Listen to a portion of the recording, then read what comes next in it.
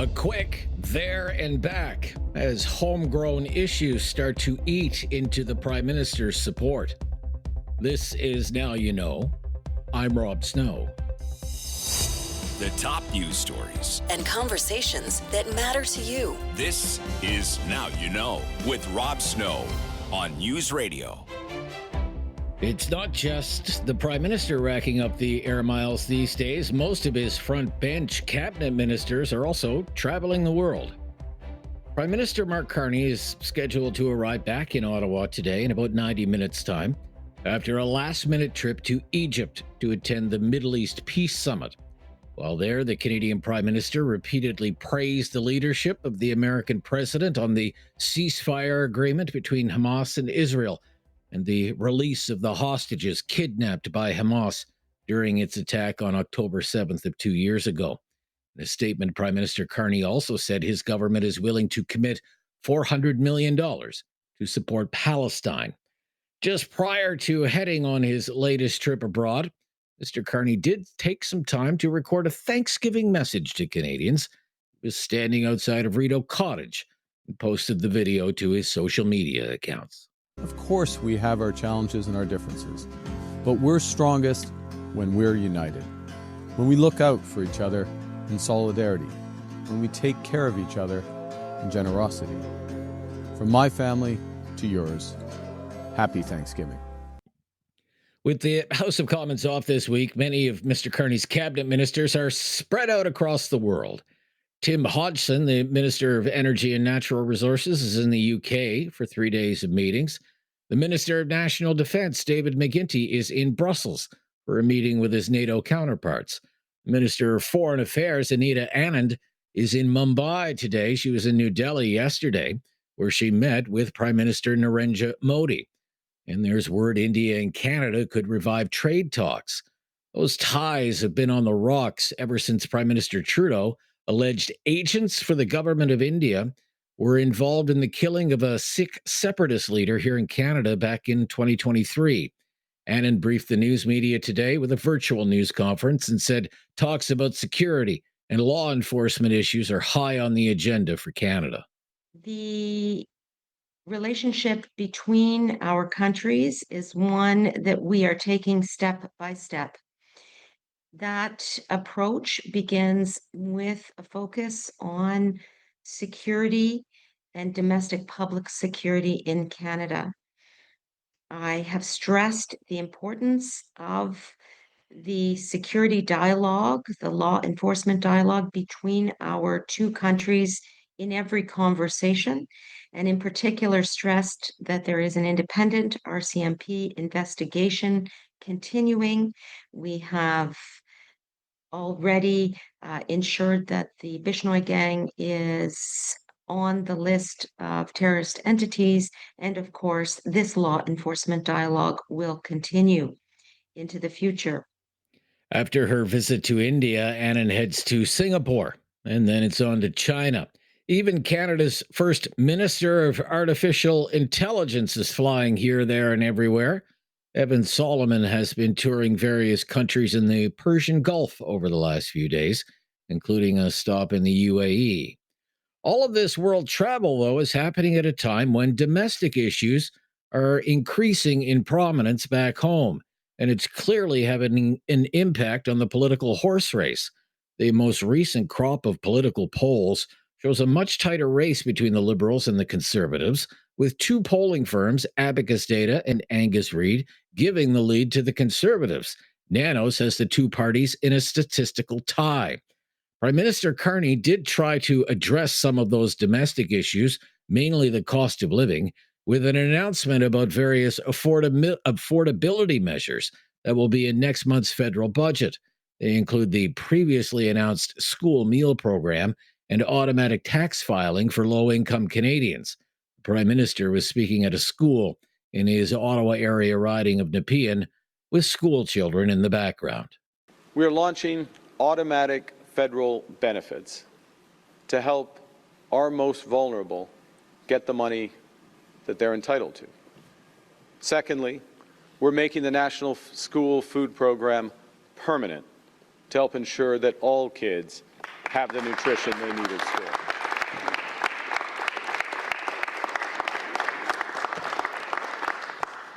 And thirdly, we're going to have some fun. We're renewing the Canada Strong Pass so that more Canadians can experience the best that our great country has to offer.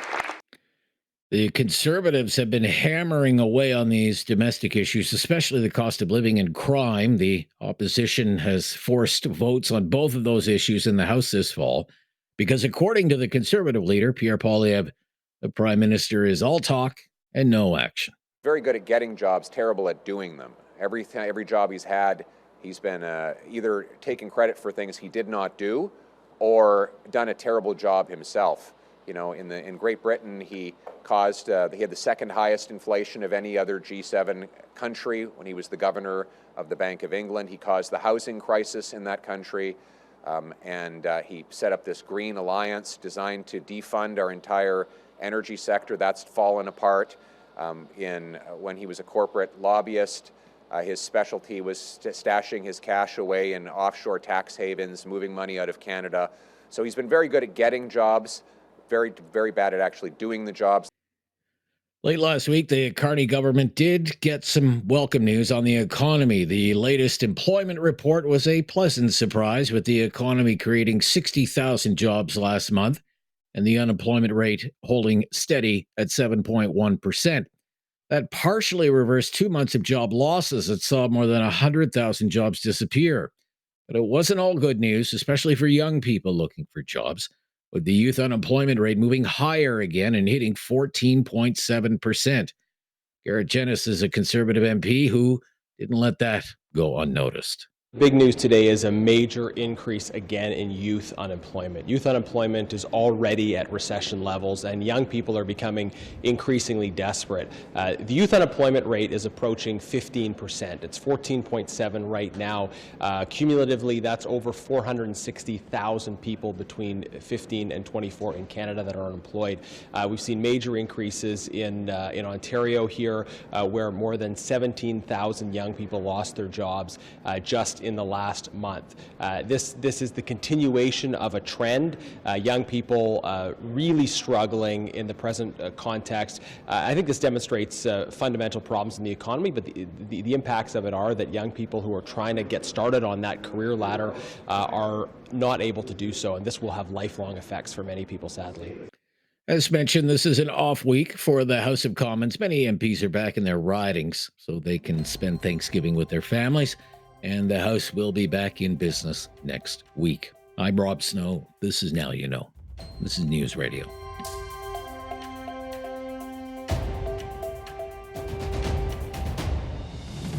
Now You Know with Rob Snow continues on News Radio. He's with us every Tuesday to talk about some of the big stories and issues in the news. Professor Ian Lee is back from the Sprott School of Business at Carleton University. Great to hear from you. Good afternoon, Rob. Good to pleased to speak to you again. Well, a new and very fashionable idea from the left is publicly owned grocery stores. In New York City, it's a very popular idea being proposed by the leading mayoral candidate there, Zoran Mandani. And in Canada, it's being promoted by the NDP leadership candidate, Avi Lewis. They both claim it would lower costs for consumers. What do you think of this idea? Well, I think it's a very bad idea, and I'll explain why. And for anybody who says, oh, you don't care about the poor, blah, blah, blah. There's a long history in economic public policy and people that study public policy and economic public policy that if you have a social problem of lack of income, inability to afford A, B, C, D, or E, the best way is transfers.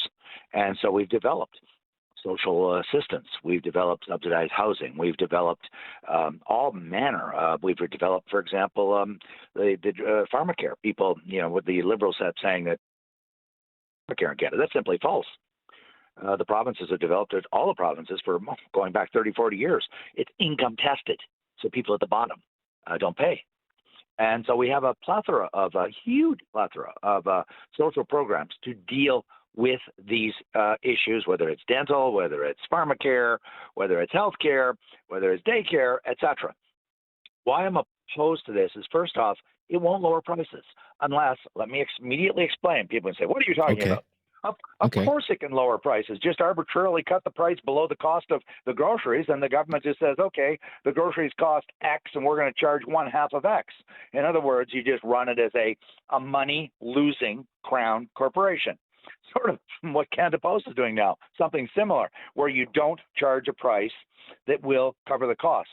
They claim there's huge savings or very large savings. I've studied this industry for 30, 40 years. The Globe had the data in there, but I testified a year or 2 years ago on this. The grocery industry in Canada States has been a notoriously low profit margin industry going all the way back to the 50s or 60s. They average around 3.5% net profit. I was testifying last fall about this. The NDP got very angry at me because I contradicted them. And they said, it's a very high profit industry. I said, you just simply are wrong. You are wrong. You're confusing gross profit margin with net profit margin. And then they got really angry at me. This was on the public record, in the public eye. It was broadcast, and started, don't lecture us about da, da, da, da, da. And I said, listen, I'm not lecturing. I'm just simply correcting you. You know, gross profit margin is not net profit margin. It's a very low margin industry. So, so the point that I'm making is what would very quickly happen is it would start to lose money. And who on earth is going to then, what politician is going to stand up and say, well, we got to do something about this, because then they're going to say, the left will say, oh, you're beating up on the poor, you're, balancing the books on the backs of the poor. And it would just be an open-ended, I mean, for that matter, why don't you say you don't have to pay your rent payments or any of your bills? And that's where it's going if you go down that road. Yeah, it's interesting. This is the topic of the editorial in the Globe and Mail today. So there could be other unintended consequences as a result of this. For example, the vision being outlined in New York City. It's probably the same here from the NDP's Avi Lewis. Well, we'll put them in municipally owned buildings. We won't charge them property taxes. Won't charge them rent, and those savings could be passed along to the consumer. The Globe says, well, what about all the smaller little specialty shops, bodegas, independent food sellers? What sort of disadvantage would that place them at? Right? It's really interesting, isn't it? Yeah. Yeah, and let's pick up on something here, because this is something that drives me crazy about my progressive friends. They use language that is, forgive me for being so blunt, it's dishonest. These are not savings. These are not savings. These are out and out blatant subsidies. Somebody is still paying. That rent is not free. Buildings are not built for free. I've been saying this, as you know, Rob, about healthcare. We keep saying it's free healthcare in Canada. And I've said this is one of the most dishonest claims of all. We do not have free healthcare. No nurse or doctor works for free. Buildings are not made for free. Yeah. These would be subsidized grocers, in other words. Precisely. It's subsidized by you and me. That's what they're really calling for. Yes. Yeah, okay. Yeah, all right. We'll be right back. We'll talk about all the auto sector news. Howard Lutnick in his comments last week that car assembly is going to be in America and there's nothing Canada can do about it. We have government officials in China saying we'll drop our tariffs if you let our EVs into your country. We'll piece it all together with the help of Professor Ian Lee. Here with us again on a Tuesday on News Radio.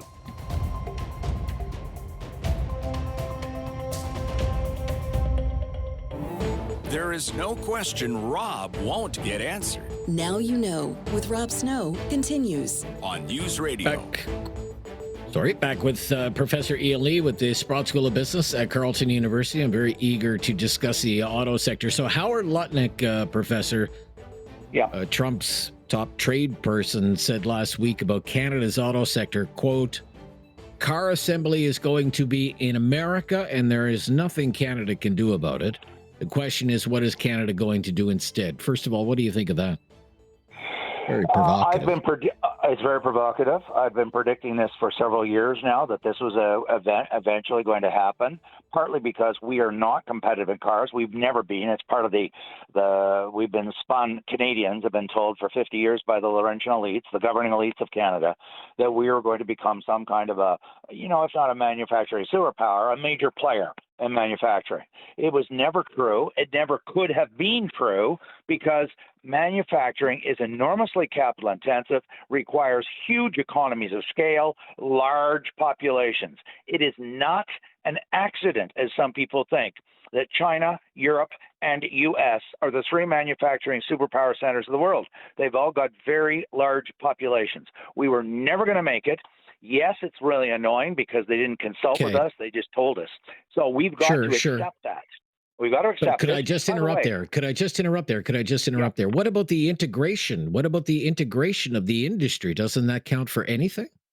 Well, that's what he said. They don't want to integrate it anymore. They're changing policy. Yeah, we don't like it. There's nothing we can do. And because what they're going to do is, he's obviously signaling they're going to put huge tariffs on anything made in Canada to make them uneconomic. You see, we can only survive. Let's state the obvious. Maybe not obvious to everybody. We can only survive by exporting into a huge market. Now, that means either China, well, they're not going to let us go in there because they practice protectionism. Europe also protects their manufacturing industry big time. And we've always had a pass since the Auto Pack of 1965, and then the NAFTA. Now the Americans have gone in a different direction. We may, be angry, but it won't change the reality. They've decided they're not going to give us a pass, which makes our small manufacturing, only about 1.2 million cars, economic. So they are basically going to destroy our auto industry. People can say this is going to ruin Canada. It's 1% of Ontario, Canada's GDP. Yes, it's going to hurt the people in Windsor big time. I'm not sneering at that. I'm not laughing at that. But let's put it into context, everybody. It's the vast majority of it. It's 144,000 jobs. Good job. Oh, not even close. No, I'm sorry. I've got the data from StatsCan. Well, I really do. I mean, it may, maybe directly in the actual plants that we have. Yeah, it's 10,000. Right. But then we have the, 700, 800 companies that supply parts and services and all of that. Yeah, well, they never said, he never said, if you read his speech carefully, he never said, we're not going to allow auto parts in. And by the way, Australia exited auto manufacturing in 2017. Everyone predicted doom, gloom. They were going to collapse. They are now wealthier than Canada per capita.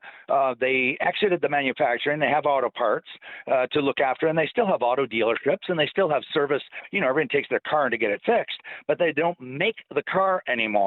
And Australia pivoted. They were already in resources. They had a big mining sector, but they went big time and really redoubled and doubled down on resources sector, gold and silver, et cetera. And they are now, their average income per person is higher than Canada is, and they used to be below us in 2017 when they exited autos. We've got to face the music. We were never competitive in manufacturing, not Bombardier, not cars, because our markets are too tiny. That's the key word, everybody. Small, tiny. All right.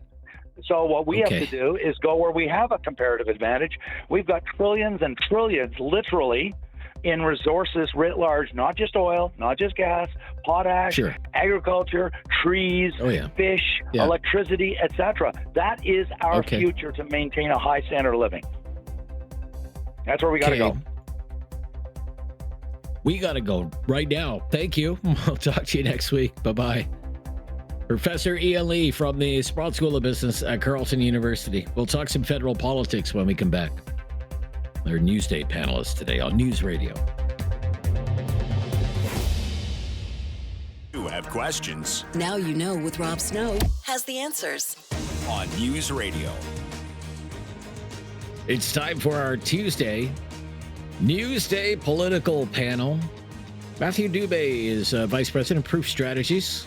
Welcome back. Good to hear from you, Matt. How are you? Hi, Rob. I'm great. How are you? That's good. I'm fine. Thank you. And Chris Day is with us today, Senior Vice President at Hill and Knowlton. Thank you, Chris Day, for joining us. Thank you very much. Yeah, very nice to hear from. Yeah. A lot of people need to be do some extra caffeine dosing today after that long weekend, but such is life. Let's move along. It's an off week for the House of Commons. So the House is adjourned until October 20th. So no question period, anything like that. And the House will be back next week, October 20th. What do MPs do when they're not in Ottawa? What fills their days? Are they sipping brandy, smoking cigars? Give us a sense of it. You used to be an MP, Matthew. What do you do when you're not in the House? Well, listen, I wish it was what you just listed, though that would just be much more relaxing than what it's like. No, those of us who've been elected prefer calling them constituency weeks because that's exactly what it is. There's so much to catch up on. Back at home, people forget that you're running a whole office in your constituency. You've got staff, casework that needs to be looked after. For those staff, it's a challenge sometimes, right? When they don't see the boss, as it were, right? You want to have your presence felt, help, direct them and where you want the team to be going, what your vision is for the work for the months or years to come. So that's a big part of it for sure. There's events. It's a great opportunity to go to events in the community that you might not be able to when you're in Ottawa, meet with those same community groups, different local stakeholders. So definitely a lot to catch up on. And look, I lived 2 hours away from Ottawa. So I would often get back to the riding, but some MPs, because of their travel situation, they can't go back every weekend. So these weeks are that much more important for them. So give me an example then, Matthew, just before we get to Chris. Give me an example of, you call it a constituency week. Like, what would a constituent need from their MP? What would a typical issue be like? Well, look, for federal MPs, you're looking at maybe an immigration case. You could be looking at an employment insurance issue, some kind of squabble with the CRA that hasn't escalated to the point where there's legal action being taken. Some kind of issue where a public servant maybe got something wrong, where we can intervene and help expedite something so that people who are in pretty stressful and intense situations at time can get a positive resolution. And at other times it's just being, present in the community and just being involved with what's going on in the day to day. It could be charity events. It could be, on Seniors Day, being at an expo where you have a bit of a convention, if you will, where you've got a desk set up to talk about the office's services to, some might call it glad handing, but you're hearing what people are thinking and saying about the issues, right? So this time of year, you're thinking, you're weighing pumpkins, you're judging pumpkins, you're going to fall fairs, those sorts of things as well, I would suspect, in the community. Sure. I mean, Chris, you've worked for a number of MPs over the course of your career. Give me a sense of, when the circus of Parliament and the theater of question period is not happening, what's happening back in those constituency offices when the House is not sitting? So the constituency offices are among the busiest places in government in some cases. And I worked for 2 cabinet ministers who had very heavy travel schedules, a lot of announceables across the country and indeed around the world. So those constituency weeks getting back to get in touch with voters directly, really super important to Matthew's points. One thing I've noticed very interestingly about this week, though, and I think it may be a function of the fact that we're in minority parliament, is that a number of cabinet ministers this week are traveling internationally. They're doing work around the world, and it doesn't count against the government's number of MPs in Ottawa, so there's the chance of missing votes is lower. So that's interesting. I would have thought they would be doing a bit more pre-budget positioning than they seem to be doing. This seems to be a very internationally focused week. But for most MPs and indeed most ministers, this is a week to be back in their ridings and to connect with their constituents. Yeah, I mean, you mentioned that. I mentioned that right off the top. The Prime Minister went to Egypt, but the Minister of Energy and Natural Resources is in the UK. David McGuinty, the Defense Minister, is in Brussels. The Foreign Affairs Minister is all over the place. India, Singapore, China, and the Minister of Artificial Intelligence is in the Persian Gulf. Evan Solomon touring Persian Gulf nations, stop in the UAE. I mean, it's a full court press internationally, Matthew, for the Carney government this week. What do you make of that? How unusual is that to have so many ministers out of the country like that? Yeah, it's interesting. A couple of weeks ago, on your show, we were talking about the Prime Minister's constant international travel, and I was very forgiving of that, right? I think it's part of the job. I think it's things that both he and his ministers need to do. But to the point Chris just made, I do agree that it's kind of odd so close to the budget, that they're not doing more to position what's going to be in it. I don't know if that's sort of a harbinger of what's to come in more of a negative context, but, the Prime Minister made an announcement on Friday about, expanding automatic filings for taxes and, further funding to make permanent the school food program. And those things are all well and good, but it doesn't stop there, right? And this is, as we've been talking about, this is prime sort of real estate, if you will, for doing that. And if I'm not mistaken, it's the last and only constituency week before the budget, right? So that seems to be a bit of a lost opportunity in that sense. And again, I'm all for the international travel. You won't hear me making too much of a fuss about it, but at some point there are messages that need to be communicated to the audience here at home, and I think they might pay a price for that down the road if they don't be careful. You view this as well, Chris, as a missed opportunity on all the great things that are going to be in the budget? I mean, they're certainly doing some heavy lifting on some big, longer-term priorities, but the actual pocketbook issues and affordability issues that people care about and see day to day, that will be impacted by the budget, and I think that they could be doing more than that. We'll see if they do more of that later this week. Okay. We'll be right back. We will talk about the Prime Minister's trip to the Middle East when we come back. Our Newsday panel here on News Radio. No question goes unasked or unanswered. Now You Know with Rob Snow returns on News Radio. With our Tuesday Newsday political panel with Matthew Dube, Vice President of Proof Strategies, Chris Day, Senior Vice President at Hill and Knowlton. So Prime Minister Mark Carney flew to Egypt, attended the signing of Trump's Middle East peace plan, and he repeatedly praised Donald Trump for his leadership on this file. He's made a habit of that. How do you think, Chris Day, many Canadians feel about their Prime Minister praising a president they can't stand? Well, that's precarious territory, isn't it?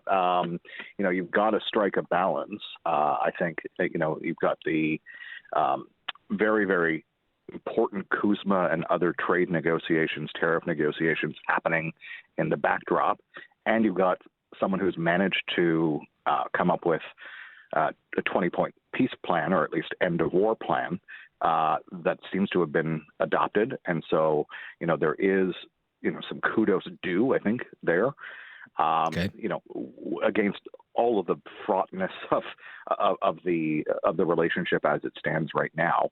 I do think that there is an interesting role for Canada to play going forward here. And I think that's what the Prime Minister was there to talk about is, how can we play a role in humanitarian assistance that actually gets to people and doesn't get caught up in bureaucracy or get taken, grifted off by those who have been doing that for the last, however many decades Hamas has been running the place. And then also, what does democracy look like in a post-Hamas era, and how can Canada play a role in terms of democracy building? And I think there were probably also some conversations around peacekeeping eventually that may involve some sort of Canadian contribution in some way. So all of those things, I think, made it important that the Prime Minister be in that room with those people. And in terms of praising Donald Trump, that's part of the gig. Okay. It's not just this trip and the statement that accompanied it. It was the Oval Office scene as well, where he was singing the praises of Trump on many files as well. How do you think that will play in Canada, though, Matthew Dube? How does that play in Canada for Mark Carney? Well, I'm going to sound a bit like a broken record. I think I've made this point a few times in the past, but it's going to depend on what the results are and how quickly they come. I think Canadians are reasonable, and I think, even though people may find it here at home, may find it distasteful because of how they feel about the president and his politics and his policies, there seems to be an acceptance to a degree that this is what needs to be done. But where I think people start to get impatient or frustrated with it is when nothing seems to come of it. And obviously, trade negotiations can be long and complex, but again, at the risk of repeating points I've made in the past, this is what the Prime Minister was elected for, right? Whether implicitly or explicitly, that a deal would be made, that we would sort of move past all this trade acrimony that's been, in place between Canada and the U.S. since January when Trump returned to office. So I don't think that Canadians are bothered by it in the immediate, but where I think, once again, it becomes harmful to the Prime Minister and his government is if this sort of sycophantic behavior, for lack of a more polite term, continues, right. Absent any kind of relief for Canadians on this front. Okay. Let's talk about, the historic events that happened over the weekend and the release of the hostages and a fragile ceasefire that continues to hold. Chris, I'd love your thoughts on this. Prime Minister Carney's declaration of a Palestinian state, was that the wrong thing to do? Was it the premature thing to do? What's your read on that? Well, it came in partnership with a number of other countries' declarations. I think there are some domestic and foreign calculations at play there, but I really do think, more important is what goes forward, right? And that's the conversation that's happening over the weekend in Sharm el-Sheikh, and it needs to continue happening, and will be happening for months and years to come. But I think we need to prepare ourselves that this is going to be a very, very slow and long rebuild, and hopefully one that does lead to an enduring peace.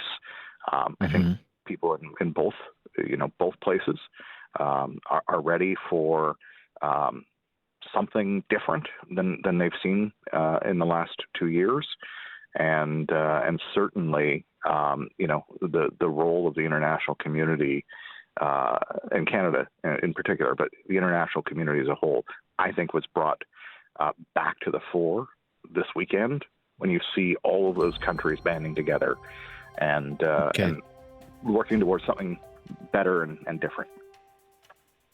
Can I get a quick comment from you there, 45 seconds or so, Matthew?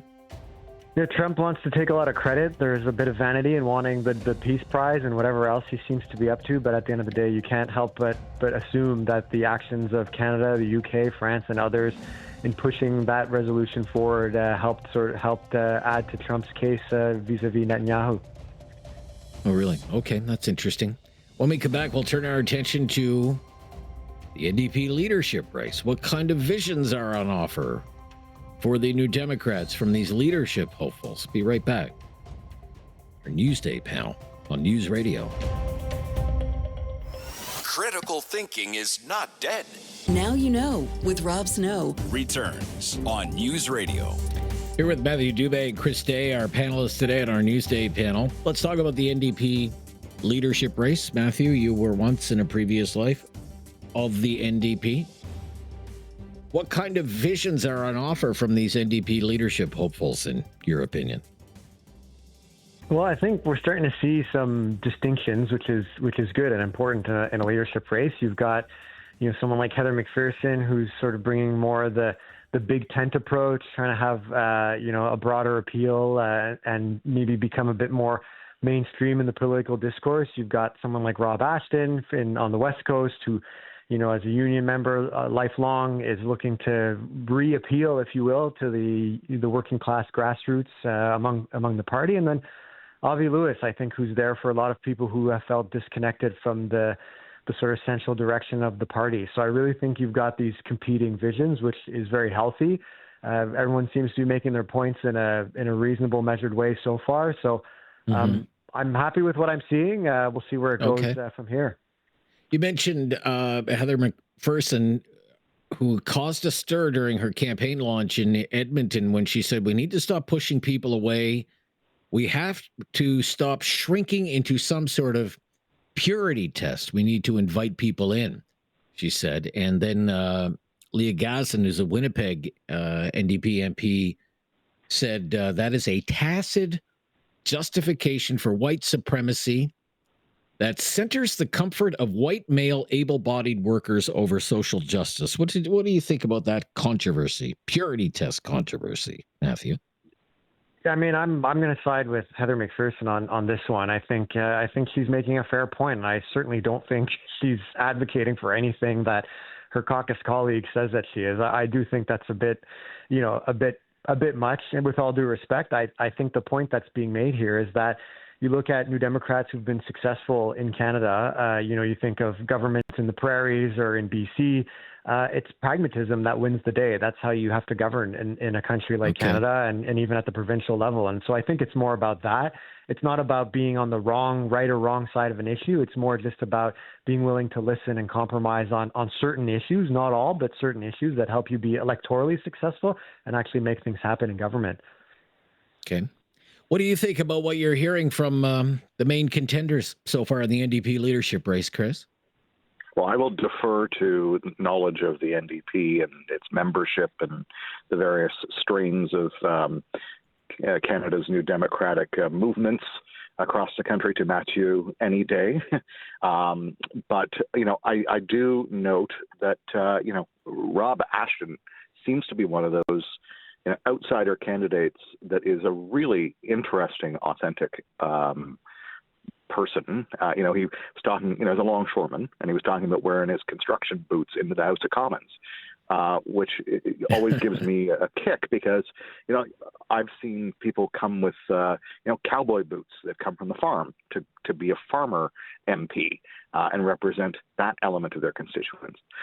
We've seen people wear all forms of footwear into the into the House of Commons, but I do think that that kind of spirit and authenticity will play very, very well, not only with NDP members, I would suspect, but with Canadians as a whole. And to Matthew's point, there does need, clearly, the party needs to reach out to more people and bring them to their side because, the disastrous results of the last election prove that, the way things were working obviously weren't working.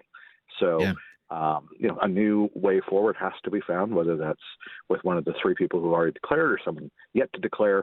I will leave that to NDP members to decide. But, it's a really interesting time for any party when they're in a leadership race. They get to choose what direction they want the party to take going forward, and it has real ramifications on the political scene overall. So stay tuned. It's a big bad battle of ideas. Now, I said to Matthew, they need somebody like a Pat Martin, a trade unionist like Pat Martin. And it's time to talk back on Now You Know with Rob Snow. Call now and have your say. 1-833-668-2577. Welcome to Talkback. It's 2 hours of debate and discussion on the big issues of the day. Today, something a bit different. Today's topic is religion, with a political twist. We want your opinions on what we're calling religion in the public sphere. What do we mean by that? Well, here's the basic question. What role, if any, should religion play in public institutions and in public life? And by that we mean times when public policy or government policy can impact our everyday lives. Should religion have any role at all or any influence at all over public affairs? Let me give you some real world examples, okay? In the province of Quebec, the provincial government is putting forward legislation that would ban prayer in public places. Now, this is viewed as a crackdown on pro-Palestinian protesters who have been praying in public and disrupting traffic. And the government in Quebec wants to crack down on that. The government of Quebec's position is that prayer should only happen in houses of worship or in private settings, like in people's homes. Now, some Muslim groups are not happy about that, but as well, the legislation is being met with criticism from leaders in the Christian community as well, such as the Archbishop of Montreal, the Assembly of Catholic Bishops of Quebec, the Anglican bishops in Quebec. They say it's a violation of charter-protected rights. But that's one example, banning prayer in public. What do you think of that? Here's another example. In 3 Canadian provinces, Ontario, Alberta, and Saskatchewan, the provincial governments provide public funding to Catholic schools.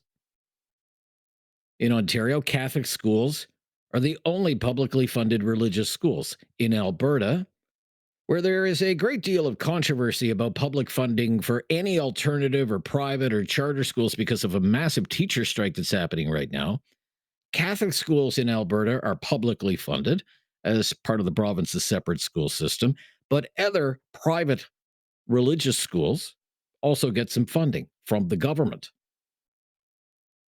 In Saskatchewan, all Catholic schools are publicly funded, and the provincial government also provides some funding to other private religious school. Now, I'm more familiar with the Ontario situation because in Ontario, there have been calls for a very long time to end public funding for Catholic schools. And the case has been made the entire school system should be public and it should be secular. And government funding should not be going to fund schools with any connections to any organized religion. But that's another example, public money for faith-based schools. What do you think about that? Now let's think about healthcare. There are many, many hospitals all across the country that have a religious heritage. And some of these hospitals, especially Catholic hospitals, have refused to perform MAID, medical assistance in dying. And if a request comes in for MAID, what has been happening is the patient is transferred to another hospital that will perform MAID. There was a very high-profile story a few years ago about a woman in British Columbia had ALS, had asked for MAID. The hospital in Vancouver, St. Paul's, wouldn't perform MAID. Religious objections.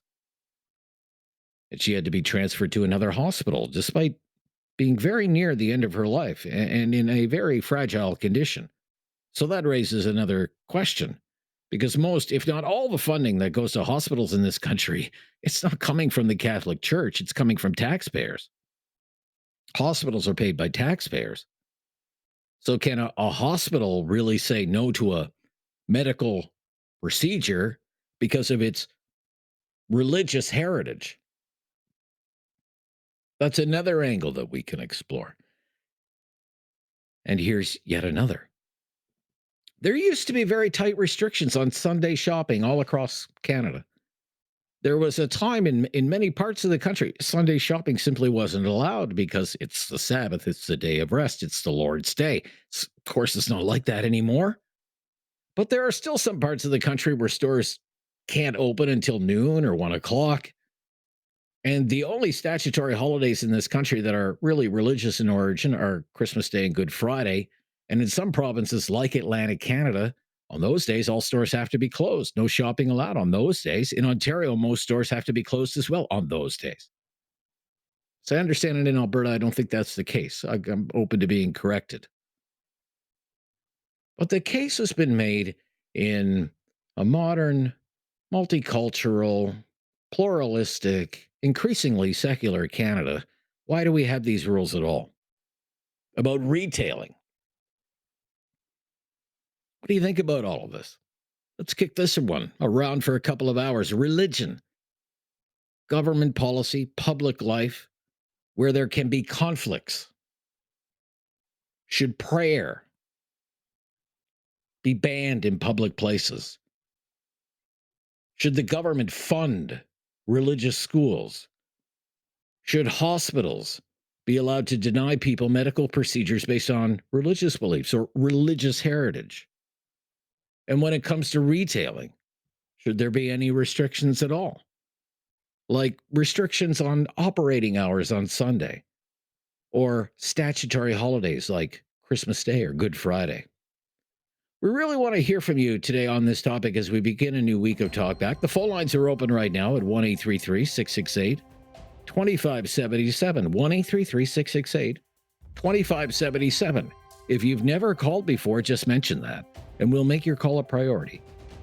And let's talk about religion in the public sphere at 1-833-668-2577. I'm Rob Snow. This is Now You Know. This is Talkback on News Radio. Have something on your mind you want everyone to know? Call now. Hello. 1-833-668-2577. It's Talkback on Now You Know with Rob Snow. We're talking about religion, government policy, and public life, and we're asking, what, if any, influence should religion have on government policy? For example, should prayer in public places be banned? They're going to do that in Quebec. That's the promise from the Quebec government.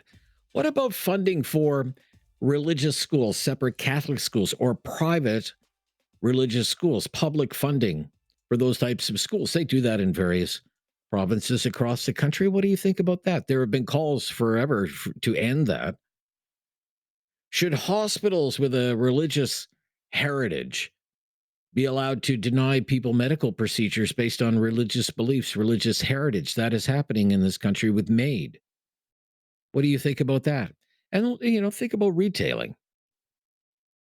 Should there be any restrictions at all on when retailers can open, like Sunday shopping rules or being allowed to open on statutory holidays, Christmas Day, Good Friday, whatever the case might be?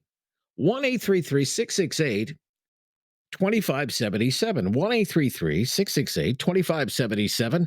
Lots of lines available and lots of time to take your call today.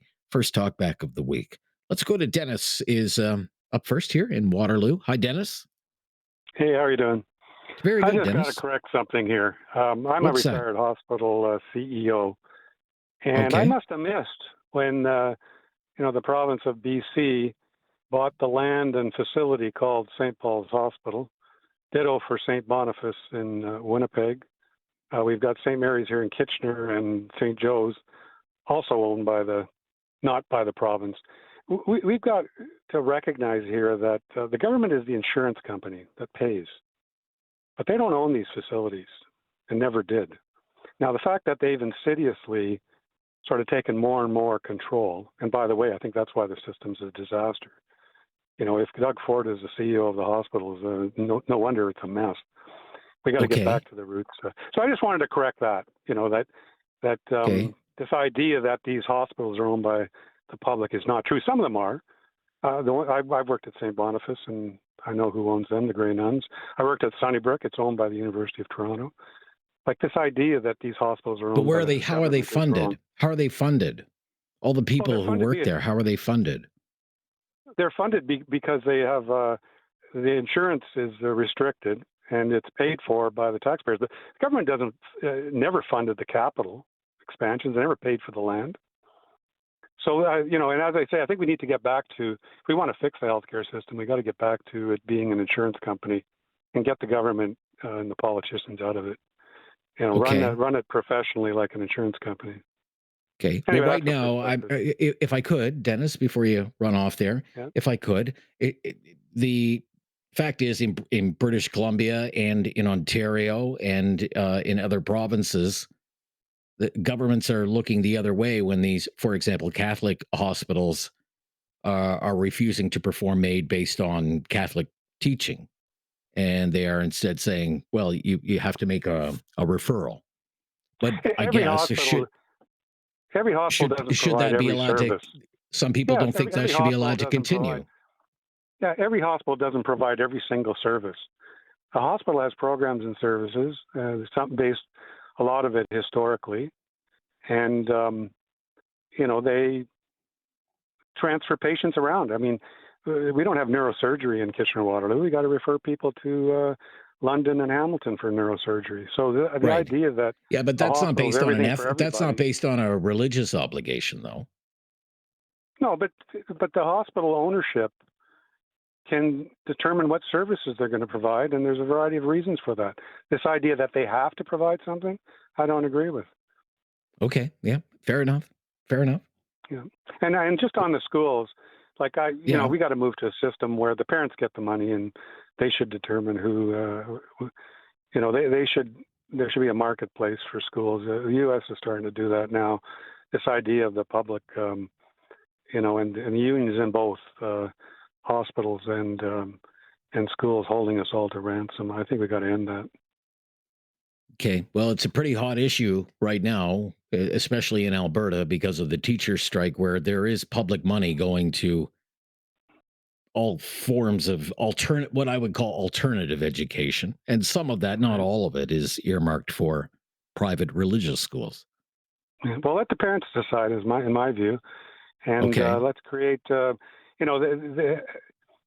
education, we're just putting more and more and more money in, and we're getting less and less out. That's got to change. Okay. 1-833-668-2577. 1-833-668-2577. Some people are still in their turkey slumber, I believe. But we are back. We are talking about some big issues today. Religion and the public sphere. Public prayer. Funding religious schools. Maid not being allowed at hospitals with religious history, religious heritage.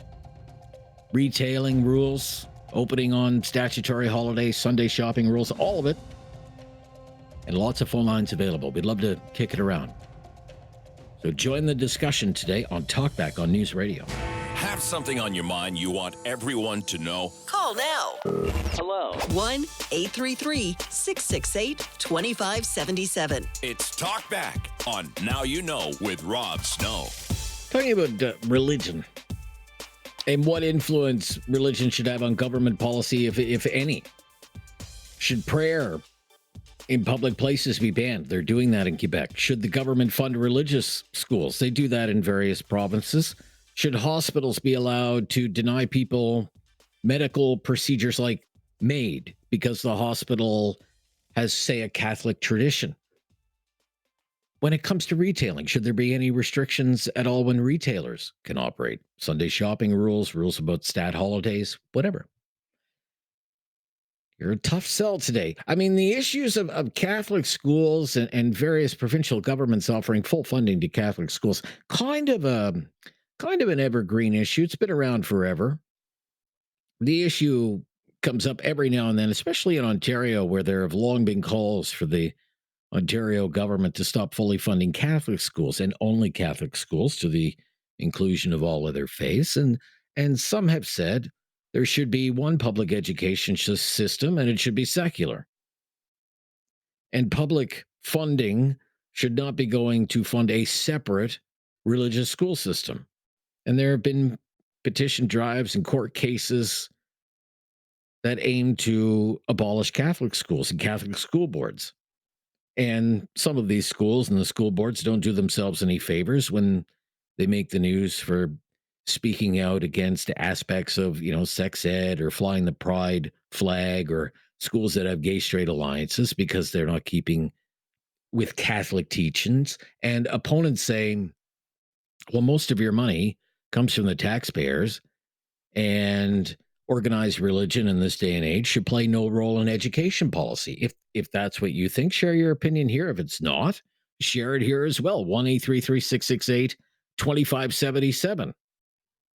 Now, this issue of public money going to separate schools, different kinds of schools, alternative schools, religious schools, is back to a certain extent because of the massive teacher strike that's underway in the province of Alberta.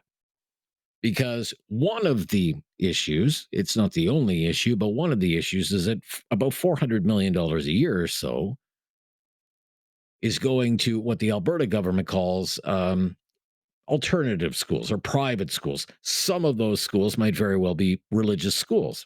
Alberta's long provided full funding for Catholic schools. But the question is now being raised by the union, well, should a provincial government be providing any public money for private religious schools? Government money for private religious schools. Some have no problem with it. Others say absolutely not. And if parents want to send their child to a private school based on faith, whatever that happens to be, then the parents should pay for that education themselves. What do you think? 1-833-668-2577. Let's go to Dave, is in Halifax today. Hello, Dave. Hey, how you doing, Rob? Very good, Dave. Thanks for calling. What's your opinion No here? problem. Don't want to talk about the schools necessarily, kind of long past that, my age and stage. I want to focus in maybe on the prayer in Quebec. I would certainly be very vehemently against that kind of government control because we do have enshrined in the charter, the freedom of expression and of religion, and there are a ton of other groups that will, share their quote unquote religious views. Others would just call them opinions or ideologies, but they're religious zealots like others.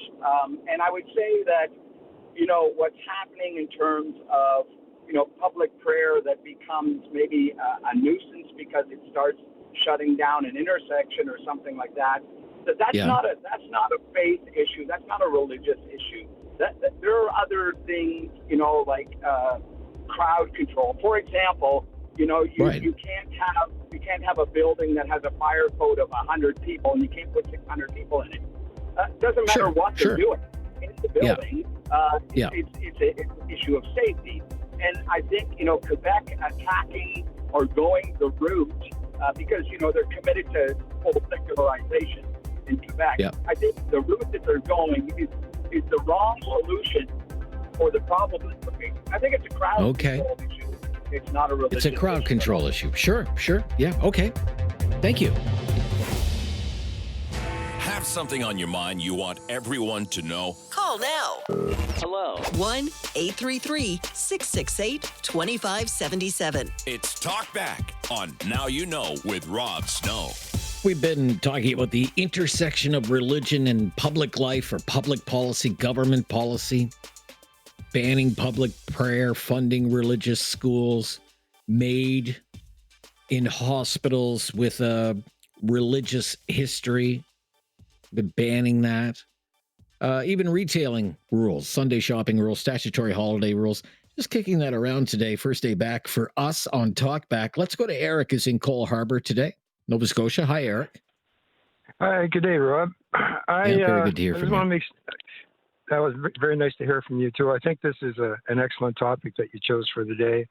I want to make it clear before I make my speech, I believe in Jesus Christ. He's my Lord and my Savior, and I'm a Catholic, and I'm proud of my faith. I'm not proud of the abuses that happen within the church, but I'll leave it at that, okay? Sure. Number one, have you ever done any study into MAID and what exactly happens in MAID? If you haven't, I suggest you watch a program called Trigonometry, and you find out that it's not a peaceful, easy drift away into the sunset type of death. It's equivalent of being waterboard. So it's cruel right off the bat. Oh, I don't know about that, Well, if you watch Trigonometry listen to all right, you don't know. That's fine. Now, secondly, are you aware of the fact that there was 100 Christian churches burnt down in Canada last year? And you can go to Pierre Poilievre or you can go to CBN as sources of reference. That's a fact. Not one iota said on the news about it. And the thing that made me proud about Canada growing up was that we had freedom of religion, freedom of thought, freedom of expression, freedom of prayer, right? Sure. And that seems to be taken away now, as if religion and believing in God is some kind of use a religious term, sacrilege. It's not true. Third, Rob, the thing is, when you talk about hospitals, do not the people that work in those hospitals that may have an affiliation that with their faith, whether it be Catholic, Protestant, or whatever, right? Yes. Don't they? Yes. Well, that's totally the counter argument to that. Can you coerce somebody into performing a medical procedure that may violate their own beliefs, right? Like performing MAID, for example. Well, certainly. Well, if you look at this, aren't the people that are in the hospital, don't they pay taxes? Don't the people that run the hospitals, don't they pay taxes? And if you go into the hospital and somebody approaches you for MAID, the people that work there, they have right of religious freedom in this country. They can absolutely choose not to perform that procedure. And if we're going to have freedom of religion in our country, then you have a right to adhere to that. When it comes to government policies, for most of the time, I would say 95% of the time, the policy should be made encompassing the feelings of all your populace. However, if you have a guy that's a practicing Catholic, we'll say, he's very firm in his faith, and it comes to, say, a difference between, I know you don't like this topic, so I'm just going to mention it and I'll just leave it go with that. Abortion. If he votes for an abortion, you can't have it two ways. You can't say publicly, and I know I'm speaking out of both sides of my mouth right now, but you can't publicly say pro-choice is okay, and then go to church the next day. You can't have it both ways. So you can't be hypocritical. Well, if you have your faith, you have your faith. And I would really like to see you, Rob, if you could sometime investigate this possibility of why all these Christian churches are being burnt down. Christianity is under attack in the world. Okay. And well, let me ask you this. You know, in Quebec, they're going to ban prayer in public places, and it's not just Muslim groups who are against that. As I said, the Catholic Church in Quebec is very opposed to that as well. What do you think of that? What? And what do you mean by public places? Like in schools or whatever? Parks, on the street. Well, you know what? I really believe this. If you have some guy that's out there blowing, and I'm not referring to the Salvation Army, so I got to be careful on what I say, because they're a good group too. I believe there's a lot of good in all religious groups. If you're out and you want a street preacher, if you're doing that, that's fine. It doesn't bother me. What he's preaching may not be the doctrines I understand, right? Well, something I like don't that want to might be be like banned. England. That might be banned. You know, in England, right? There was a man that was arrested, or a lady that was arrested for being outside an abortion clinic 3 blocks away from it, and she was saying mental prayer, and you can verify this for yourself, and she was arrested. I think you have the right to pray any place that you want. I don't think it should be banned. That's ridiculous. Very good. I would never tell. Thank you. Thank you. I'm just going to run here. You've made a great deal of points there. Thank you. All under consideration and up for public consumption now at 1-833-668-2577. Let's go to Fred, is in Calgary today. Hello, Fred. Hi, Rob. How you doing today? Very good, Fred. Thank you for calling. What's your opinion on the topic today? My opinion is I believe that we need more prayer than ever. I'm Catholic, but I believe we need more prayer than ever, and there's no harm in anyone praying. But sometimes it's very disruptive. Now, in my wife's professional job, she works in cubicles, and there's Muslims there, and they made a room available for them to pray. But the problem is they get up and they pray 5 times a day. And they disrupt the workers. Now, on my side, I work construction. I was working on a pipeline, and the Muslims that were on the pipeline, just right out of the blue, it didn't matter what was happening. If they were hanging onto a pipe with a rope, whatever, they just dropped it, went, faced the east, 5 times a day praying. So nobody wanted to say anything because, you know, it is nice. It's just that very, very disruptive, and, you know, it's not good, but that doesn't mean they can't do it. It just means do it with respect to the other workers, and realize that you have a job to do, and that sort of thing. The other problem is these different religions have different beliefs, and one was their bathroom habits. You know, they don't use toilet paper because of religion, and I don't want to get into that, sir. Let's not get into that. I mean, we're kind of being pretty specific here with some of the controversies here. I mean, we have a provincial government that says if we have our way, you're not going to be able to pray in a public place at all. You'll only be able to pray in a mosque, in a synagogue, in a church. We have a great controversy in your province right now about the government funding religious schools, private religious schools. Should public money be going to private religious schools? We've had several stories in the news over the last few years about Catholic hospitals refusing to perform MAID, even though the nuns are not running the hospitals anymore, and taxpayers are paying for the cost of these hospitals. Let's stick to these are the controversies right now. 1-833-668-2577. This is News Radio. Have something on your mind you want everyone to know? Call now. Hello. 1-833-668-2577. It's Talkback on Now You Know with Rob Snow. Religion in the public sphere. What influence, if any, should religion have on government policy and how it impacts our everyday lives? We have governments that are vowing to ban public prayer. Questions about whether government should be funding religious schools, whether hospitals with a religious heritage should be allowed to deny people MAID. And even retailing comes up from time to time, and some of the restrictions there. Pat is in Calgary. Thanks for calling, Pat. You're up next. Hi there, Pat. Hey, how's it going? Very good, Pat. Thank you for your call. What's your opinion here? Good. I think it's pretty simple. It's it's if you're publicly funded, you can't deny people under the guise of religion. It's no different than, say, somebody who's transgender went to the same hospital. Are they going to blatantly refuse them care because it doesn't fit their religious beliefs? Right? It's as simple as it's, a policy for a good reason. People who are suffering and get to that point don't want to be suffering, and MAID helps with that. To deny helping somebody under the guise of religion is an insane thing when religions are supposed to be there to, help build a culture of community and helping people, right? So it's just kind of an insane notion, especially if they're publicly funded.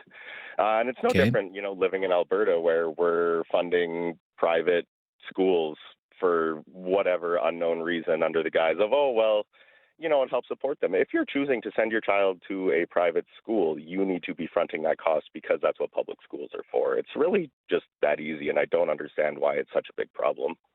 Okay.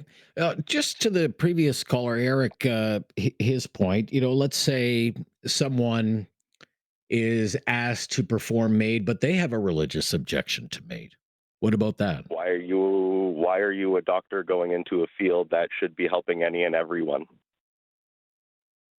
If your own beliefs are going to prevent you from doing that job, then you shouldn't be doing that job. Oh, really? Okay. Yeah. Okay. It's really that easy. They're there to help people. It's no different. It's no different than, say, So somebody who is a devout Catholic or pardon me. Okay, somebody who is a devout Christian or a devout Muslim or a devout Jew or whatever the case might be, who might have a religious objection to a medical procedure should not even be practicing medicine? Is that what you're saying? If that is a medical procedure that falls, under their practice, they can't say, okay, I'm going to do X amount of it, but not the last 10% because I don't believe in it. It's if you're going to be a doctor and impose your beliefs on somebody else's life-saving care, that's the wrong way to go about it. Or life-ending care, if that's the case, right? MAID isn't something people necessarily do just because they don't want to be alive. It's a last-ditch effort, right? I had a family member recently opt to go through with that because of the cancer they've been suffering through for a very, very long time. And unfortunately, the cancer ended up taking them after they had made that decision. But it's not a decision people just make lightly. It's not I just don't want to live anymore thing. There's good reason for it. And then to simply say, well, we're not doing that for you because we don't believe in it, even though we are a publicly funded medical facility, is an insane notion. Okay. And you feel the same way about schools. There should be, one public system and it should be totally secular? Absolutely. It should be absolutely separate, right? There's a very large portion of people in this country who are not religious in any facet. And, of course, for those same taxpayers to be funding religious things is kind of an insane notion when, we don't benefit from it in that same regard. Would that go for Catholic schools as well? Catholic schools as well? Yeah, absolutely. Yeah, it's an inherent choice. We have a public school system. Why should we be funding separate school systems? All right, sir. Thank you.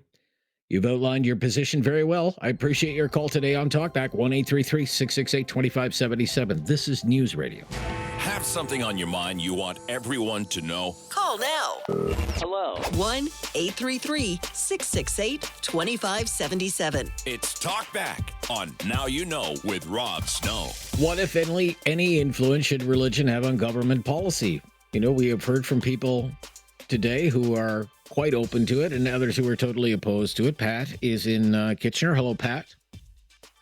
Hi, how are you? Hi, Pat. In Waterloo, I'm sorry, I believe. Yeah. Yes. That's okay. Yeah. Sorry. No problem. How are you doing? Good. Thank you. What's your opinion? Good. Yeah. So I think generally speaking, the freedom of religion should be protected. Okay. I don't necessarily want to get to a place where, in the UK, another caller said that someone praying in their mind outside of an abortion clinic is charged by the government. I don't think that Canada should certainly get to that place. From an educational perspective, I personally would like to have the opportunity to send my kids to an institution that is generally in line with my family's values. And the problem that we have is when public institutions start to encroach on religious ethics, people then are forced to make decisions that grow out of those policies. So with respect to MAID, if you have a religious individual and their religious texts say that you shouldn't murder, and now the government comes along and says, you have to kill this person because it's their wish and you have to abide by these principles. I don't think that the government should have the ability to mandate that person. And I don't think the answer is that person should not practice that specific profession. Okay. And how it is operating now under the MAID regime now is that person wouldn't have to perform that procedure, MAID, but in most cases, they would have to, however, provide a referral to somebody who would. And even for some, that goes too far.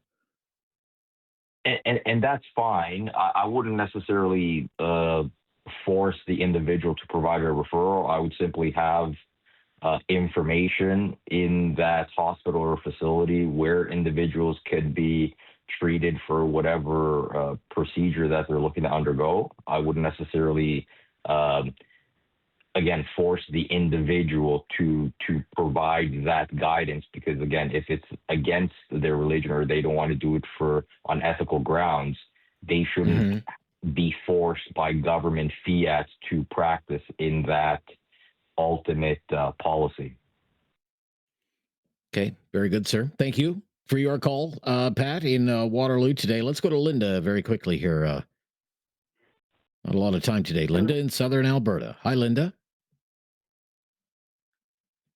Are you with me, Linda? Oh, not very well today. Not very well today, I'm afraid, Linda. Try again. One more time. Okay. Hear me now? No. That's not going to work, unfortunately. And now we're really tight on time. So we're going to have to wrap up hour number 1 of Talkback. If you're on the line, I hope you'll stay on the line. We're going to bring you up to date on the very latest breaking news. And then we'll be right back into hour number 2 of Talkback, where we have been talking about religion today, religion and public policy and public life, and asking what, if any, influence should religion have on government policy? When you have a provincial government that wants to ban prayer in all public places, the ongoing issue about funding religious schools that they do in various provinces, and it's one of the issues at play in a provincial teacher strike right now in Alberta. MAID, of course, and whether hospitals with a Catholic or a religious tradition should be allowed to deny people MAID. Even retailing rules, we can talk about that.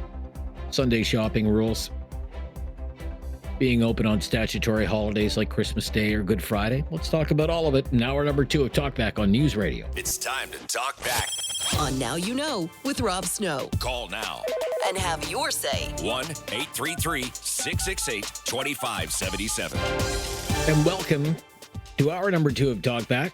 On this Tuesday after the Thanksgiving Day long weekend, religion has been our topic today. Public policy, government policy, public life. Should religion have any influence on government policy? You have Quebec that is vowing to ban prayer in all public places.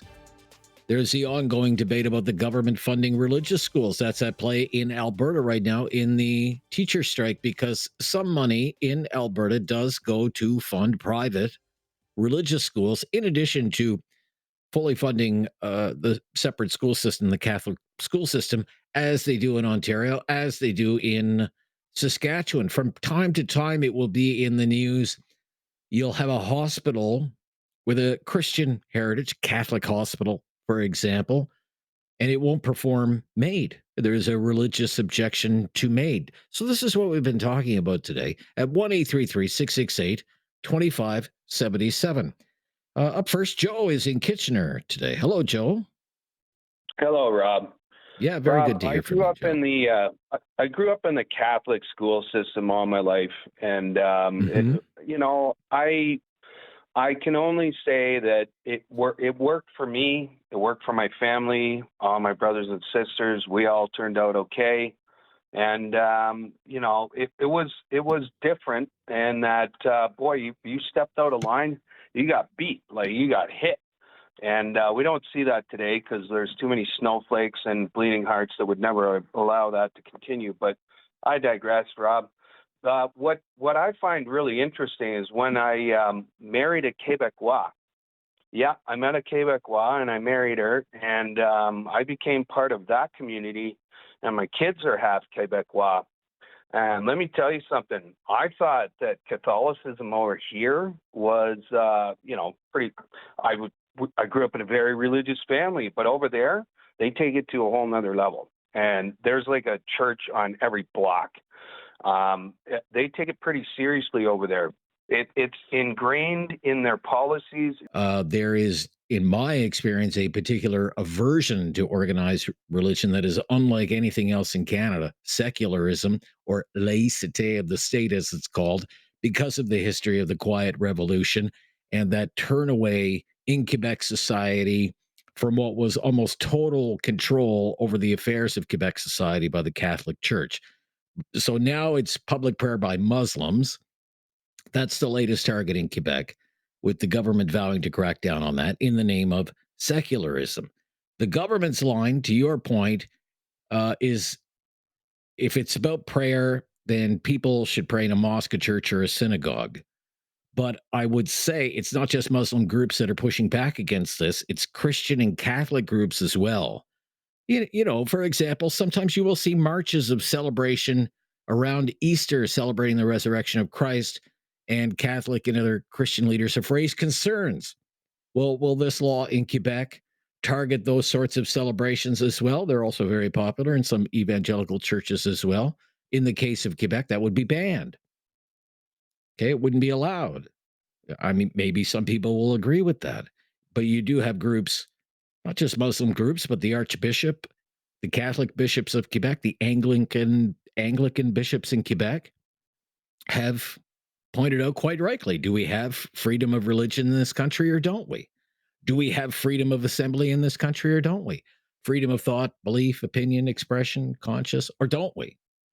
What if someone wants to stand on a street corner, preach to people on a sidewalk? Would that be banned? Maybe you think it should be. Whatever your opinion, we'd love to hear it. 1-833-668-2577 as we begin hour number 2 of Talkback. I'm Rob Snow. More of your calls are just ahead here on News Radio. Have something on your mind you want everyone to know? Call now. Hello. 1-833-668-2577. It's Talkback on Now You Know with Rob Snow. Right back to our phones on religion in the public sphere today. Steve in Calgary is up next. Hi, Steve. Hi, how are you? Very good, Steve. What's your opinion here, please? Yeah, so first of all, I'd like to agree with the previous caller from, I think, Kitchener, what he says about. So This is the issue that I don't know why the politician creating that issue. Example, in Quebec about the ban on the religious symbol and prayer in the public places. Because there's not even need for the government to do those things, because it's a free world where everybody's allowed to. It's okay to believe whatever they believe, and I'm not Christian, you know. Sure. But okay. Yeah. Okay. But I definitely understand why there's money going to, a Catholic school, because that's the fundamental of this country. Well, there was some, there was a bit, if you dig into it a little bit, I mean, there's some history there about the creation of the country and protecting minority language rights for, say, Protestants in Quebec who wanted Protestant English education in Quebec, and in Upper Canada, Catholics wanted Catholic education in Upper Canada to be protected. And in Quebec, maybe in Ontario, for example, there is a Francophone community in Ontario, but Quebec has done away, of course, with religious-based schooling, and it's all based on language now, and it's not based on religion anymore.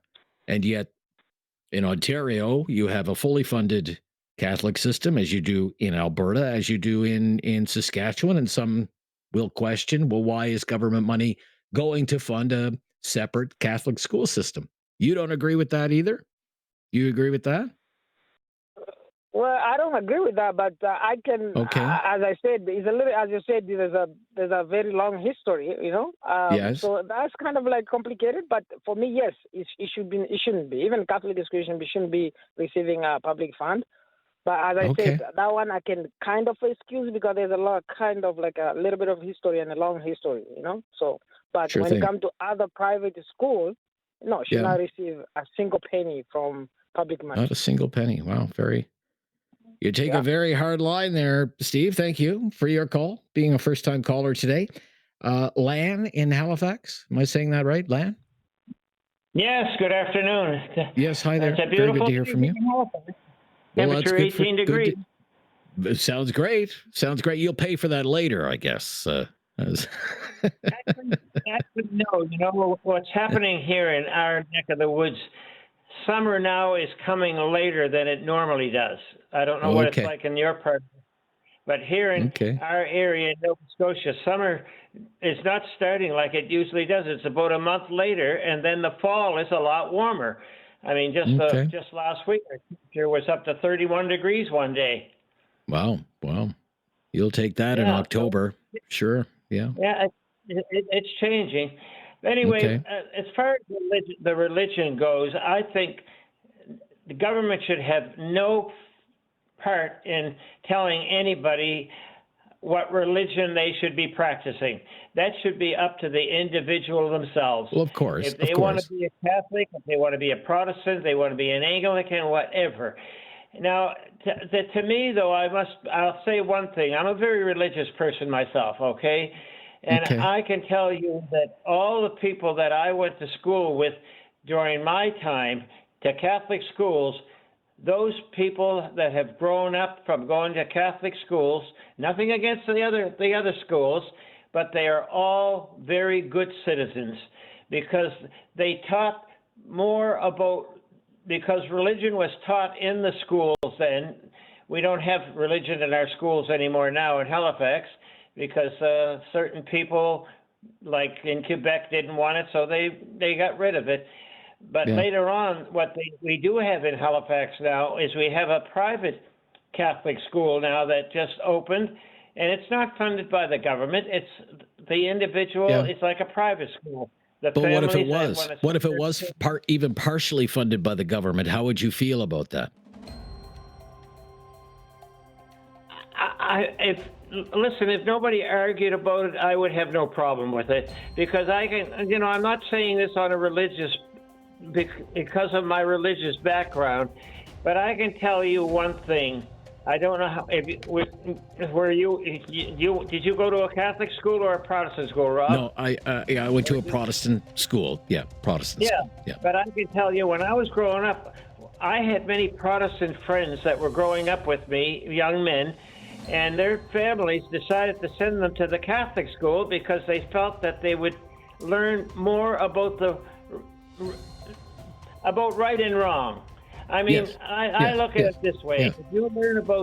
If you follow, and this is being a little religious right here now, but anybody that follows the 10 Commandments that were given by God, Okay. There's not going to be no evil in the world if you follow those commandments. Okay. Because there's nothing in the commandments that are bad.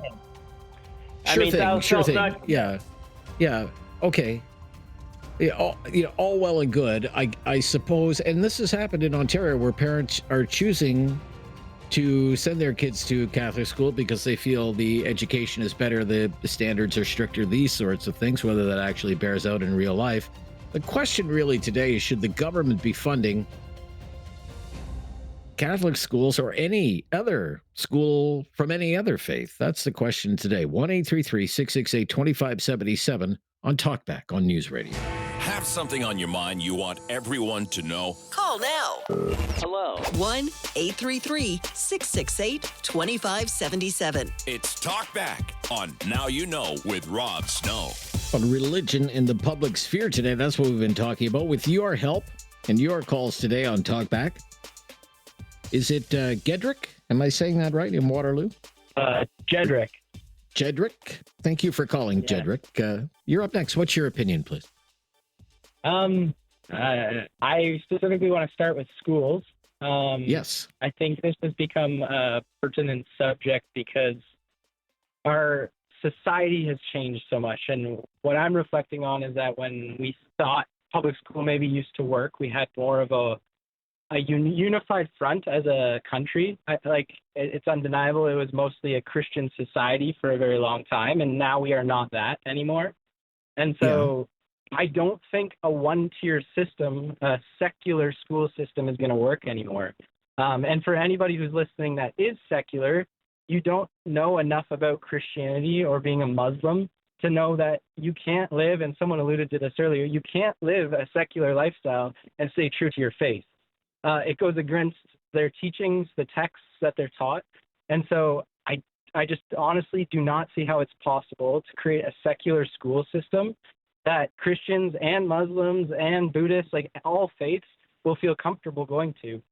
And so I think we had someone call from Alberta who was like saying it's obvious. Well, we've done that all across Atlantic Canada. In fact, for decades in Nova Scotia, the public schools have been entirely secular.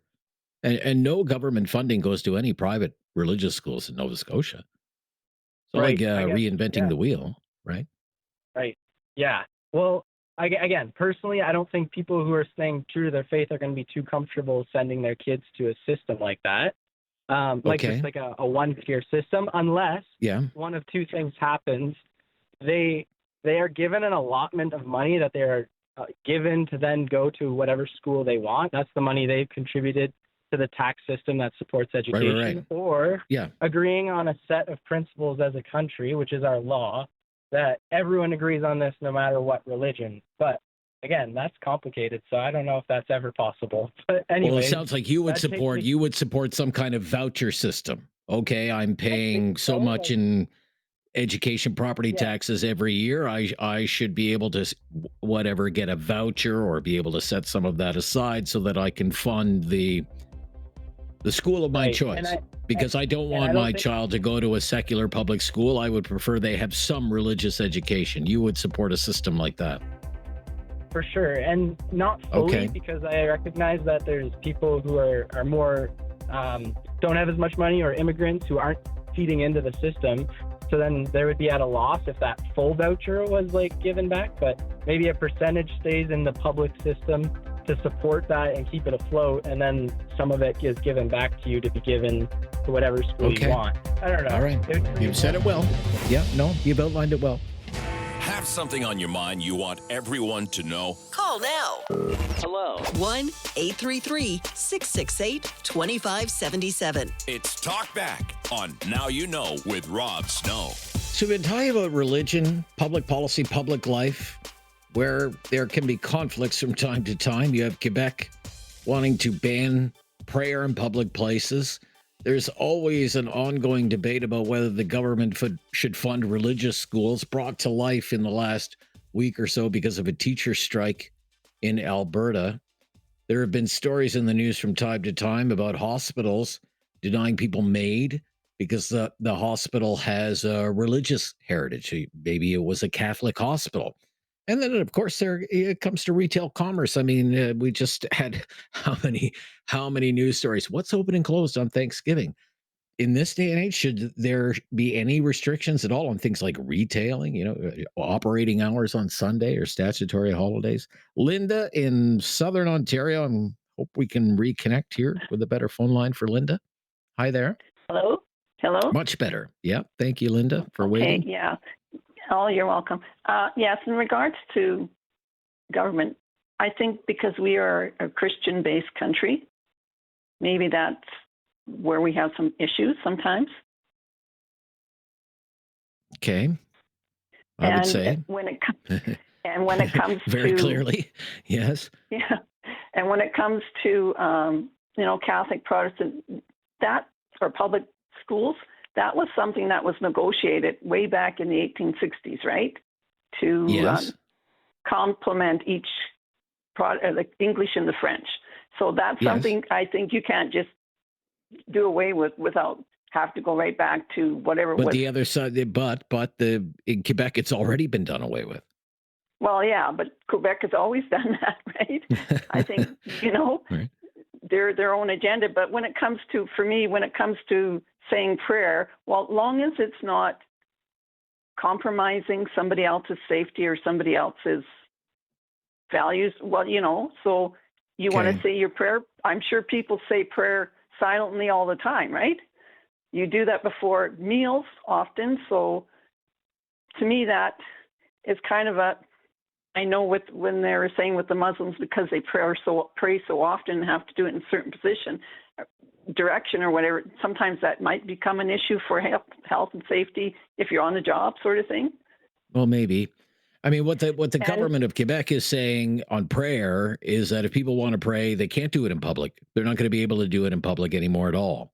It'll have to be done in a house of worship, a mosque, a church, a synagogue, or in a private dwelling or in a private Well, I setting. think then they're doing it to themselves because, like you said before, on Good Friday, the Catholics usually do a march or a prayer walk, or they go do Stations of the Cross out in the public in certain places. So you're saying, well, you can't do that either? Well, that's the concern of the Archbishop of Montreal. Does that mean that would be banned as well?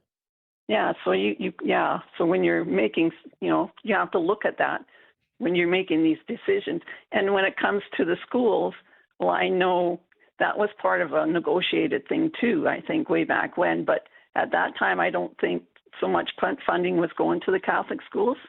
That was, but right now in your province, Linda, the teachers union is not happy that the Alberta government, it's part of this envelope of $400 million that is going to alternative schools, whether that's charter schools or whatnot. Some of that money is going to private religious schools, and that public dollars should not be going to private religious schools. What do you think? Well, I don't look at the Catholic school as a private religious school because they take in non-dimensional, right? Anybody can go to a Catholic school. Non-denominational, you mean? Yeah. Right, yeah. yes. Anybody can. But in the private schools, they can reject you if they don't want to take you in.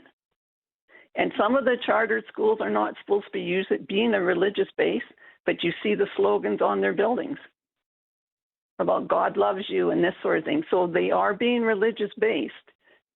Okay. And there's so if they're being religious based, and they're quote unquote private, should they get government money? Well, no, because then you're doing an alternative. Thank you, but Linda. For the other, it's like something. Got to run, Linda. We're tight on time here, and we're coming down the stretch. So let's go to Jason. Is in Kitchener. Hello, Jason. Hi, Jason. Hello. I got a lot to say about all. But okay. I'm just gonna stick to the schools because, to say that, so if you take prayer out of public school or whatever, so that my kids can't say grace over their food, but their teacher can hang a pride flag and push that on them. But so I don't see that being right. I also think that the private schools should be funded because when I was looking into sending my kids to private school, I realized that at that point the government paid about $10,800 for every student that went to either your public school, your French immersion school, or your Catholic school. So I think the money should follow the child to the parents' choice of school. Okay. And okay. So that if you want to go to like, I wanted to put them into a Christian school. I did it for 3 years, but it cost me a fortune, and I couldn't afford it. And I was still paying taxes for the public school board, which I didn't get to opt out of that then. And if you look at it, like the whole public school system is like, we shouldn't have public schools really in Canada, because it was the Karl Marx idea in the Communist Manifesto, public education for all. Hitler was a big fan of it. He said, "Who gains the youth gains the future." I think. Well, whatever, sir. I think that ship has sailed. That we shouldn't have a public education system at all. Really? Well, at all? I think they could have like a public, but you should be able to choose between other ones. It shouldn't be just a government funded, government run indoctrination center, because we talk about how diversity is our strength here, but yet they put everybody into the same school, indoctrinate them all the same, brainwash them all the same, and we have no difference. Okay, all right. You're not a big fan of the public school system. You think there should be more choice, right? And you should get to direct some of your own tax dollars into the school of your choice, even if that is a private religious school. That's fair enough, sir. It's a very valid opinion, and not the first time we've heard it. Thank you, and it won't be the last, I'm sure. Be right back with more of your calls on Talkback here on News Radio.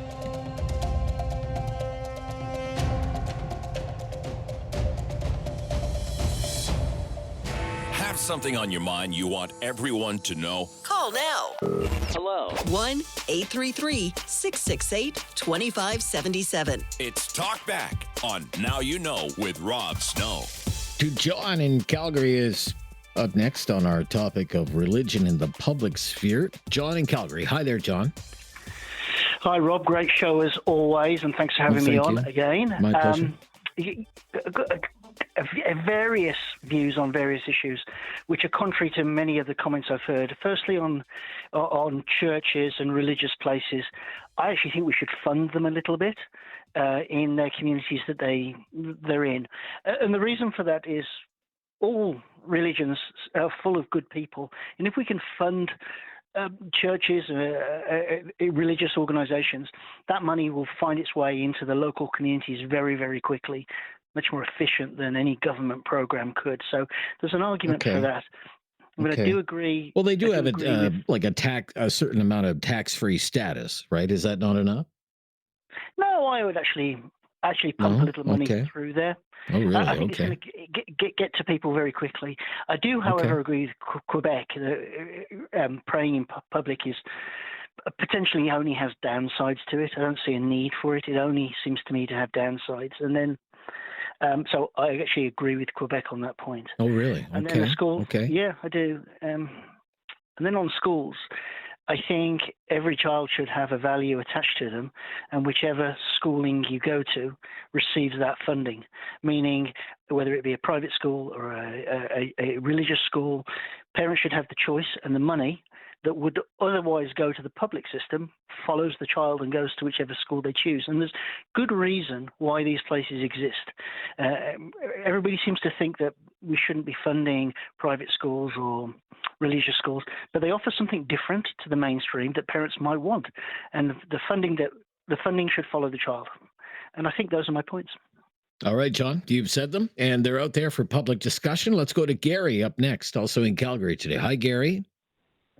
Hello. Hi, Hi, Rob. Gary. Yeah, very good to hear from you. Yeah, I have been listening to you already for last half a year. I really enjoy your show. That's very kind of you. Thank you so much. Yeah, I actually heard a few times talk about the public school versus private school or other separate school, the payment. Mm-hmm. The person before me said quite. My idea is quite aligned with theirs. Okay. The parents pay the tax. Their kids should have equal rights, to get a fair share for their education, regardless it's separate or it's private. Secondly, the competition is always a good thing. With the private school, yes, I think they have more choices, and with the more some of these school do provide a little bit better. If academically say, they do have a better performance. So it's a kind of gauge to the public school. I see. Okay. Yeah. It provides kind of a yardstick or a measuring stick for the public school, is what you mean, right? Yeah. Okay. Yeah. Okay. Interesting. Okay. Okay. My son, Because there are people who will was, take totally the opposite view, and that if people want to seek out an alternative form of education, whether that's a Montessori school or a faith-based school or a sports school or something that specializes in STEM, there's a cost associated with that, and it should be borne by the parents, because no. public education funding is so precious. We just cannot starve the public education system of any more funding. What do you think about that? No, if we look at the workload, each kid going to public school create workload to the public system. If they go to private school, they reduce the workload of the public system, right? So they share the public workload. So for that reason, they should have their fair share, right? Their fair share. Okay. Thank you. Yeah. Very good, Gary. Thank you for your kind words today. You cheered me up. Let's go to JW. Up next, JW.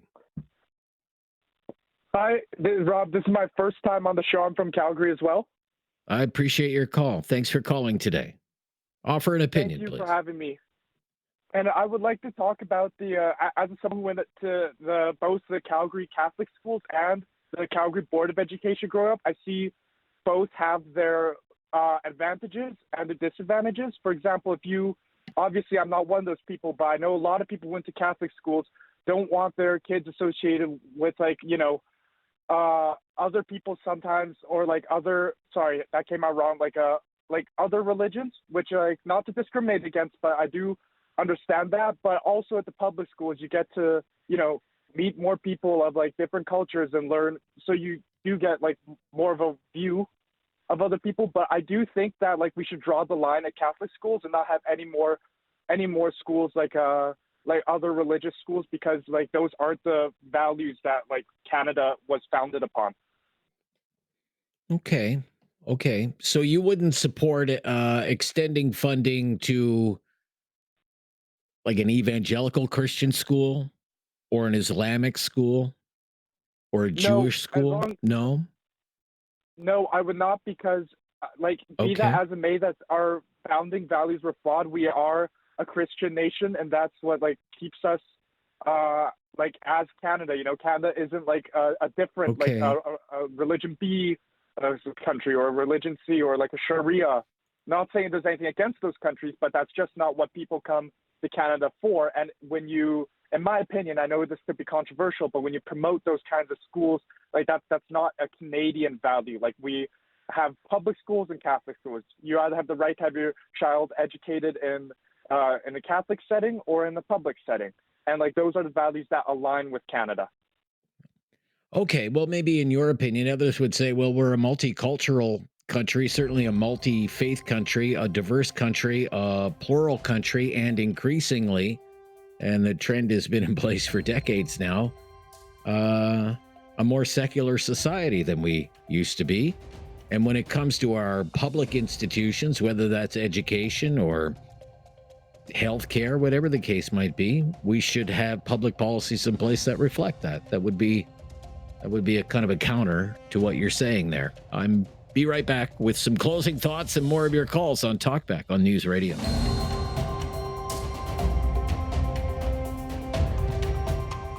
Have something on your mind you want everyone to know? Call now.